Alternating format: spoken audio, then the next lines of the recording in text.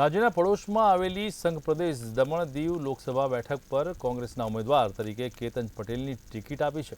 ત્યારે કેતન પટેલ દમણ દીવ કોંગ્રેસના પ્રમુખ પદે છે। પાર્ટીએ તેમને સતત બીજી વખત ટિકિટ આપી અને દીવ દમણ લોકસભા બેઠક પર ભાજપના ઉમેદવાર લાલભાઈ પટેલની સામે જંગમાં ઉતાર્યા છે। ત્યારે સ્થાનિક મુદ્દાઓને લઈને આ વખતે આ બેઠક પર પરિવર્તન લાવી કોંગ્રેસ જીતશે તેવી કેતન પટેલ આત્મવિશ્વાસ વ્યક્ત કરી રહ્યા છે। દમણ તેમજ દીવના નામોની પણ જાહેરાત કરવામાં આવી છે। ત્યારે દમણ દીવની વાત કરવામાં આવી તો ફરી એક વખત કેતનભાઈ પટેલ ઉપર વિશ્વાસ કોંગ્રેસ દ્વારા રાખવામાં આવ્યો છે। એમની સાથે સીધો વાત કરવાનો પ્રયાસ કરીશ। કેતનભાઈ, શું પ્રશ્નો લઈને લોકો પાસે જશે? ઘણા બધા પ્રશ્નો છે, પ્રશ્નના ટોપલો ભર્યો છે અમારા પાસે। એક પ્રશ્ન તમને ખાલી લાંબુ નહીં કહીશ, એક જ વાત કરીશ, બેરોજગારી। આજે અમારા યુવાઓ બેરોજગાર છે, કોઈને સરકારી નોકરી મળતી નથી। 10 વર્ષથી લાલુભાઈએ કોઈને એક બી યુવાઓને નોકરી અપાવી નથી, કારણ કે ભારતીય જનતા પાર્ટીએ જે ડોમિસાઇલ હતું અમારું સી અને ડી ગ્રુપમાં કોંગ્રેસ પાર્ટી વખતે અમે ડોમિસાઇલને ફરજિયાત કરાવ્યું હતું। શા માટે? કે ડોમિસાઇલ એટલા માટે કે લોકલ આપણો દીકરો દીકરી જ નોકરી લાગે। આજે Bharatiya Janata party open interview કરી નાખ્યું છે।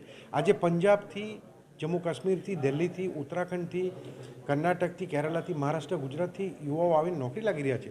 અમારા યુવાઓ ક્યાં જવાના? તો આ બધું પોલીસ કોન્સ્ટેબલની વાતો કરીએ, પંજાબથી અને કર્ણાટકથી પોલીસ અહીંયા ભરતી થઈ રહ્યા છે, અમારા દીકરાઓ ક્યાં જવાના? અમારી દીકરીઓ ક્યાં જવાની? તો આ મુદ્દો બહુ સિરિયસ મુદ્દો છે। તો ઘણા બધા બીજા મુદ્દાઓ છે, મુદ્દાઓ લઈને અમે જશું।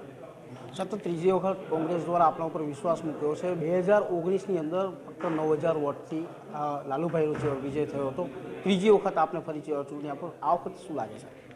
આ વખતે જીત નિશ્ચિત છે અને લોક પરિવર્તન કરશે।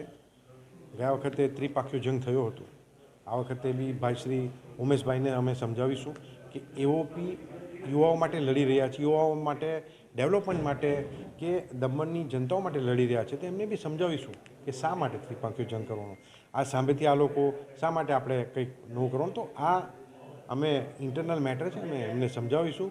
અને અહીંયા દમણની વાત કરું તો દમણમાં પ્રિયંકાજી લડવાના હતા અને પ્રિયંકાજીનું નામ ફાઇનલ કરી દીધું હતું, પણ ગઈકાલે કોંગ્રેસ પાર્ટીની સીઈસીની મિટિંગ હતી અને હાઈકમાન્ડ એવું ડિસિઝન કર્યું, સોનિયાજી એવું ડિસિઝન લીધું, ત્યાં સોનિયાજી એવું કહ્યું કે પ્રિયંકાજી દમણ દીવથી દાવેદારી ન કરશે અને ત્યાંથી કેતન લડશે। તો એ રીતે એમને મારા પર વિશ્વાસ મૂક્યો છે। તો દમણ દીવથી જે પ્રિયંકા વાડલાનું જે નામ આવતું હતું સામે કેતનભાઈને જ ફરી રિપીટ કરવામાં આવે છે। ત્યારે કોંગ્રેસના જે કાર્યકર્તાઓ છે તેમાં ખુશીનો માહોલ જોવા મળી રહ્યો છે। મયુર જોશી, મંતવ્ય ન્યૂઝ, દમણ।